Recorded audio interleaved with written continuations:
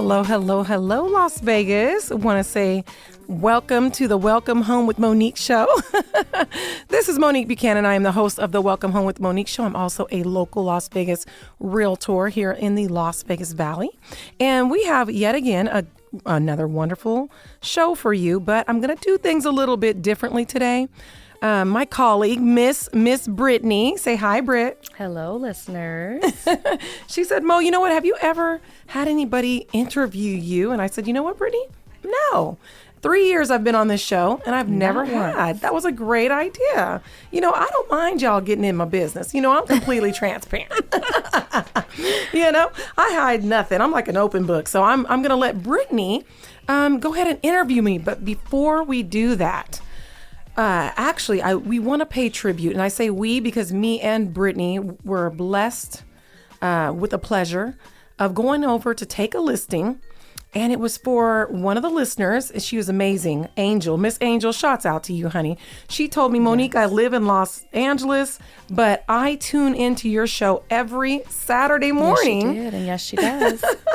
At 8 a.m. And that just warmed my heart, y'all. I'm telling you, it just made me feel, you know, just blessed that God has opened, you know, this door for me. But yeah, so she lives in Los Angeles and she listens to the show, and she called me to come take a listing for her mother.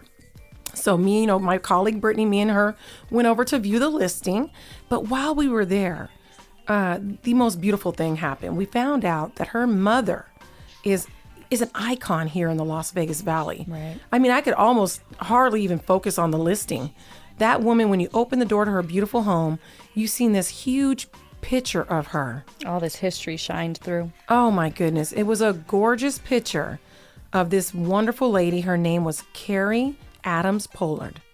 She was the first captain of the Moulin Rouge Showgirls, and they were the first Black chorus line here in the Las Vegas Valley. That's crazy. It's crazy. That's some history right there. It's some history. Yes. And you know what's funny, Brittany? I've brought this up before, and even Miss Brittany here did not know about the Moulin Rouge's history, really. Right. So she learned a little bit while we were taking the listing as well, because the Moulin Rouge was the first integrated casino in the Las Vegas Valley. It was not integrated on the Strip. I did not even know that until you was just saying it. A lot of people don't. So here's the thing. Black Americans were not allowed on the Strip unless they were working. They had a curfew to be off the Strip at a certain time. Wow. Hey, this is the history. Yeah. They lived on the west side, what we call the west side now, which is basically like Lake Mead and Martin Luther King area. That's the historically Black west side. They were not given wood to build homes. Although they were working on the Strip making money, wow, they were not allotted wood. So they called it Tent City. They would have cars pulled up to tents in 115 degree. Yes. Tent City. That was the west side. So that's the history. But Miss Carrie, okay, let's get back to Miss Carrie. She was, like I said, she shined above. And she was the captain of the Moulin Rouge Showgirls. And let me tell y'all, was she beautiful, Brittany? Oh my goodness. One of the most beautiful women I've ever seen. No, seriously. She was stunning. So me and Brittany were just blown away. Yeah, I mean, we were, to say the least, having a good time talking to Miss Angel and Mr. Melvin. And we got to know the family, you know, just from them. It just, you know, she just sounded like such an amazing woman, wife, mother, grandmother, great-grandmother. Yeah. And I believe she passed at, what was it, 89, didn't she say? 89, right before 90? 89 or 88, something like that. One of the two. Yeah, I think I know her birthday is this month on May 28th. And I think she would have been 89. But anyways, y'all, she lived a beautiful life. You know, she went back home to New York and danced and did her thing out there. She was married. To the lead singer of the Wanderers Rhythm and Blues. And so she was married to Mr. Ray Pollard for over 30 years. And I'm telling you, I had to get on here. Me and Brittany said we've got to pay some tribute. Yes, to this woman. So, you know, we want to make sure to keep her legacy alive and, you know, keep her living through, you know, however means we can. Right. So Google her. Yes, Google Miss Carrie Pollard. She has an amazing story. Her life was a beautiful one, right? Absolutely. You'll learn a little bit of history about Vegas as well. Yeah, you will. Like Brittany did, right? Yes. A lot of people don't know that. But anyways, may you rest in heaven, Miss Carrie. We really enjoyed finding out about you, meeting your beautiful family, and viewing your gorgeous home as well, of course. Yes. All right. So now, Miss Brittany, we're going to let you take over because she says she wants to interview me. So we want Las Vegas to learn a little bit about you, Monique. Well, that's all right. I thought they knew me a little bit by now. A little bit more. All right. Sounds good. What you got? All right. Here we go. So let's start out with, what was Monique Buchanan's first job? We all know you as a, world-renowned realtor, but what was the first thing that you did? Oh, honey, let me tell you. I worked at Safeway in Seattle. Safeway. I worked Shout out to yeah, Safeway. Safeway in Seattle. Yes, sir. I was, where you go get your lottery tickets, you pay your bills, customer service. Yes.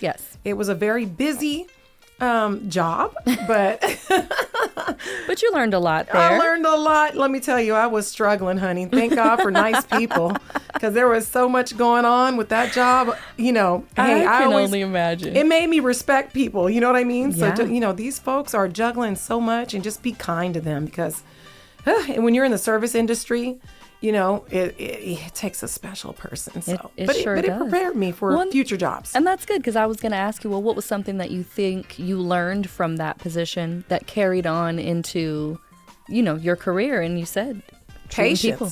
Patience. Patience. Patience with the systems, patience with the people. Right. Understanding that they just woke up in many cases and they have not had their coffee. Their honey. lights have been cut off and they're down here to There pay you their go. bills. That part too. So All right. yeah, that's okay. funny. So that was your first position, and then obviously as life went on, you ventured off into other things. So what then inspired you to get into real estate? Oh, you know what's funny? That's a whole testimony. So before I even became a realtor, I was purchasing what's called struck off properties. Okay. And so I'm from Texas. My listeners know, I always tell them, I was born in Seattle, Washington, home of Kenny G.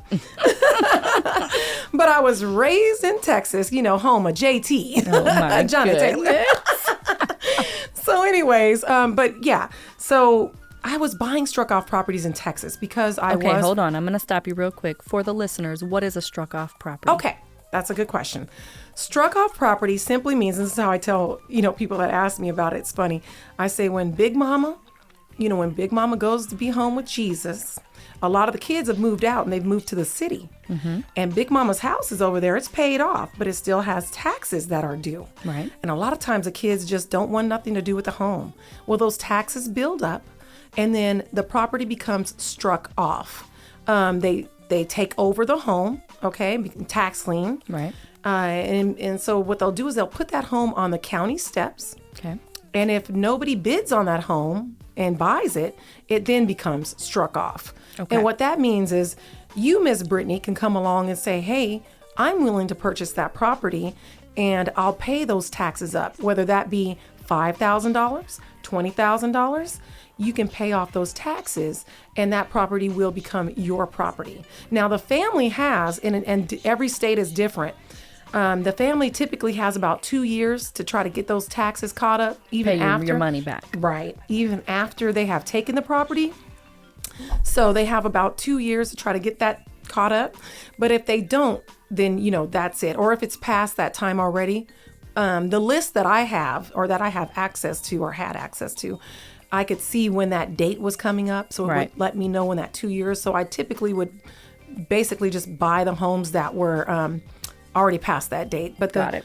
the one house I did buy, it was there was one house that I bought. It was $7,000. Mm-hmm. It was 1,500 square feet, 3-bedroom brick home in Marlin, Texas. Wow. My family's from Chilton, Texas, which is Falls County, about Okay. 20 miles south of Waco. Okay. And so I bought that property, and the family was living in the property, so I was going to have to evict the family. I didn't feel good about it. I was like, I don't know if I can do this, but so the family reached out to me and said, we'd like to, go ahead and pay off. Work something out. Pay you back what you paid, Right. Monique.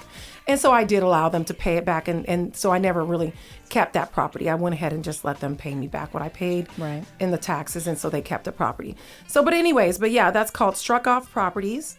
So you were buying those and Before I then became a realtor. what I've about always that loved real process? estate. Always loved real estate. Okay. So you were buying struck off properties, and then at what point did you say, I think I'm going to become a realtor? So that's funny. So years ago, now we have to back up even further. Back when like 2002, I was like 20. Oh, I ain't gonna say that. You guys don't know my age. Never mind. Anyways, 2002. All my friends were buying homes. I was actually doing cocktails at the Orleans at the time. Made great money. And I wanted to buy a home. Okay, my father was willing to co-sign for me. He had over a 800 credit score. And do you know, God kept shutting that door on me. I could not get a home to save my life. I was a single mother, just me and my daughter, Sanaya. And I really want to provide that, security Stability. for her. And so, stability for her. Also, I knew about building wealth. My grandparents, they owned a lot of land in Texas, and all my uncles owned their homes. So I was exposed to that. I was very blessed to be exposed to my family members owning homes. And Not very many people have that experience. right, because in the South, honey, you own that home. It's not as common to rent. So I did know about that. I knew about building wealth. So anyways, I wanted to own a home. I had a realtor friend. He was actually my girlfriend that worked with me, her husband. Okay. He hadn't been in real estate that long, but he was not aware of the different programs that I could have taken advantage of. So you weren't able to get approved because No. he just wasn't as educated as he could have been. Yeah. He didn't know a lot of the programs. He just he did his best. He opened doors, Right. but like I said, I don't think he was had his license that long. Right. So he wasn't really familiar with a lot. So anyways, but I used him because he was my friend's husband, of course. But I tell you what, we had about 30 offers that we put in, and nothing was accepted. And then, So later, that's disheartening. it was heartbreaking because my little girl I learned that lesson. I was taking Sanaya with me every time to go look at the property. She was getting excited. She was getting excited. I was excited. And it was just like high and then a crash. Yeah. And that's how it is. It can be like that when you're buying a home, especially back then. There was multiple offers on Right. properties. It was a seller's market. Right. And he didn't exactly know how to structure that offer to make my offer shine. Right. And because just simply, like I said, I don't think he had his license that long. So another thing was after I gave up, right, I found out or heard about the home buyer programs that I had no idea about. And I don't think that my lender knew anything about them as well. Okay. The down So payment you never assistance. got a home Yeah. back then. You did not own a home. No. You didn't move forward with purchasing. And then after, so let's say your pre-approval has now gone null and it's done. void.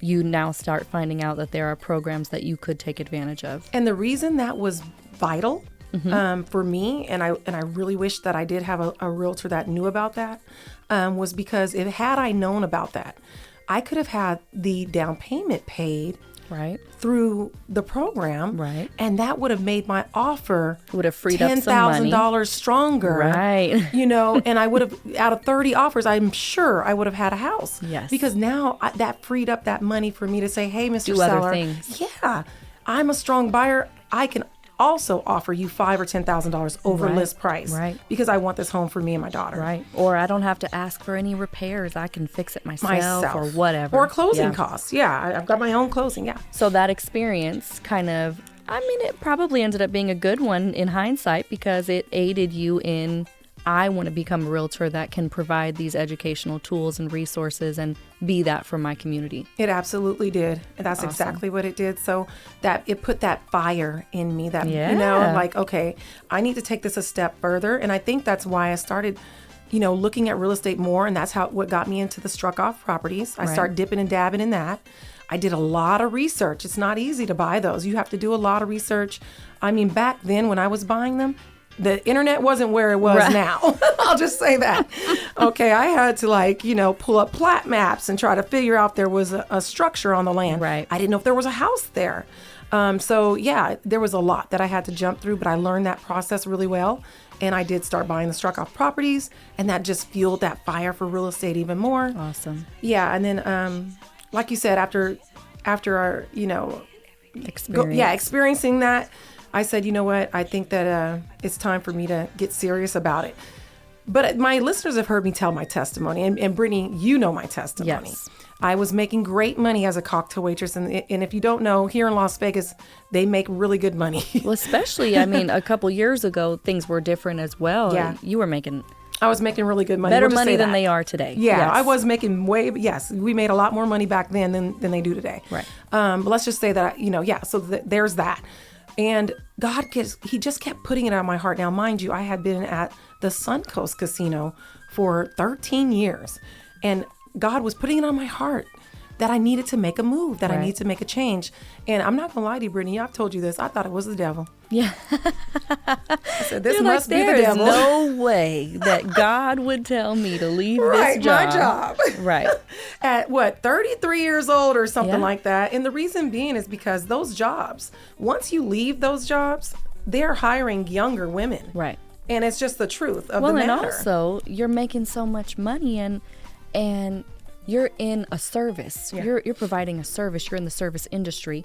And so if I walk away from this job and I can't get it back, now what? Yeah. What do I do? Not to mention seniority. 13 years gains you a lot of seniority. You've got to does. climb your way to the top of seniority, which allows you to make that extra money. Right. But so people were my friends and colleagues at Suncoast. Shouts out to Suncoast Casino and Food the and beverage Orleans Casino. department. Food and beverage. Well, no, not the food, not just them. I loved everybody, honey. I talked to my porter friends, my maid friends, everybody, not just Right. food and beverage.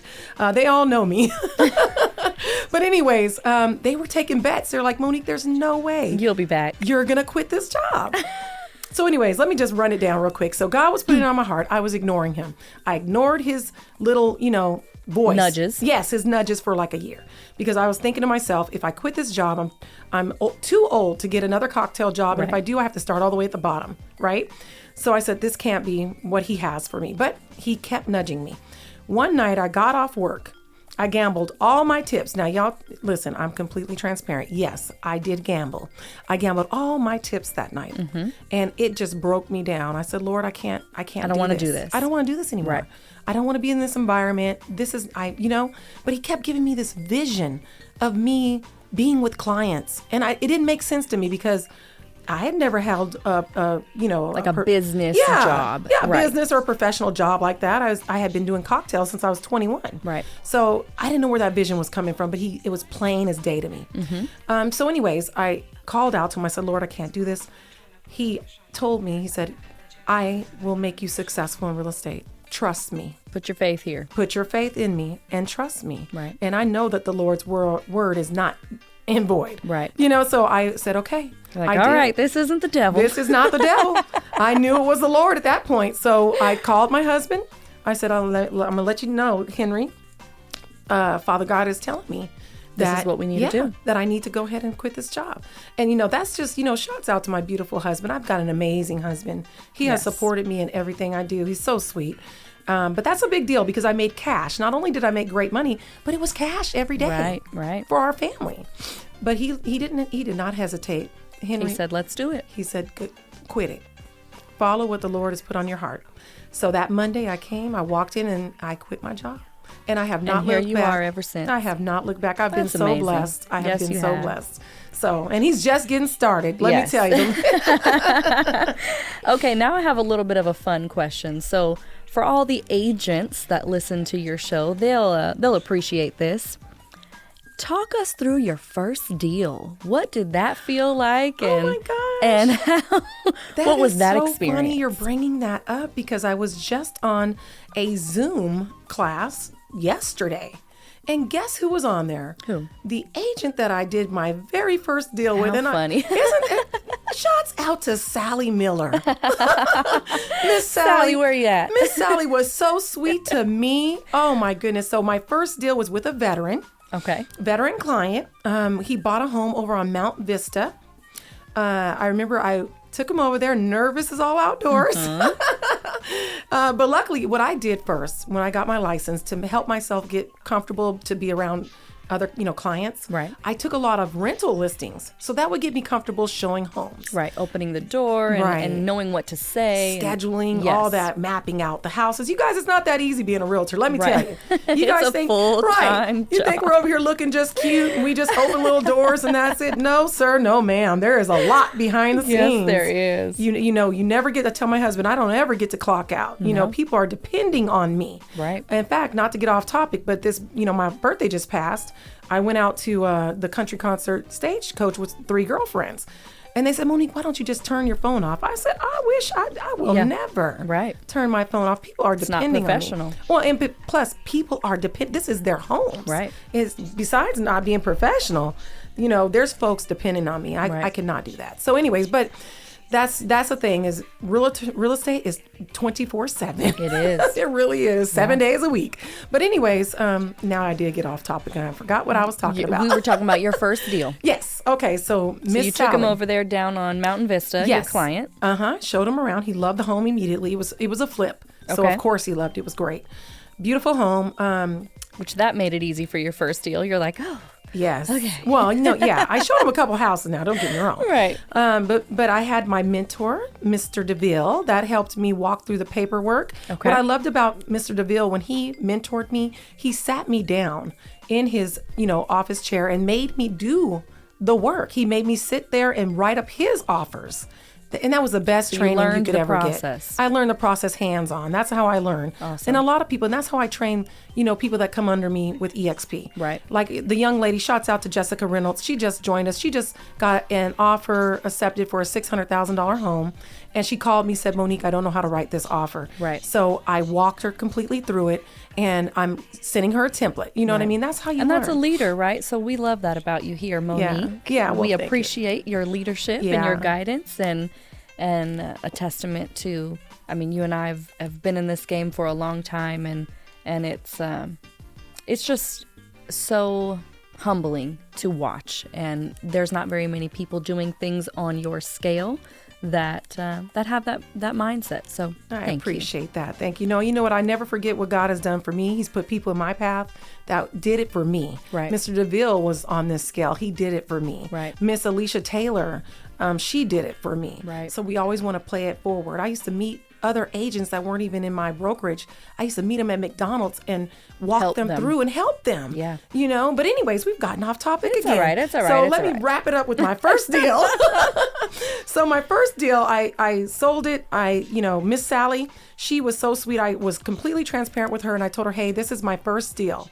And once I told her that, and I didn't act like I knew everything, right. and and tried to be whatever, I was transparent with her. I said, Miss Sally, this is my first deal. I've got my mentor over here. I'm going to need you to be patient with me a little bit. Please be patient with me, but I've got my mentor, Mr. DeVille, helping me out. Right. So please be patient. But she totally stepped in and helped me, and we closed that deal. Awesome. And that gentleman is still living there to this day. Awesome. Okay. So just on the agent side, what advice do you have for new agents out there that are looking to get started? What would be maybe a key takeaway for you that you would say, hey, if you do this, you'll go far in this career? Well, okay, so for new agents, I would just mainly say be very, very, very careful of what brokerage you go with. That will make or break you. Yeah. Okay, you don't want to go with a brokerage that is going to literally break you, and I mean financially, because being a realtor is very expensive.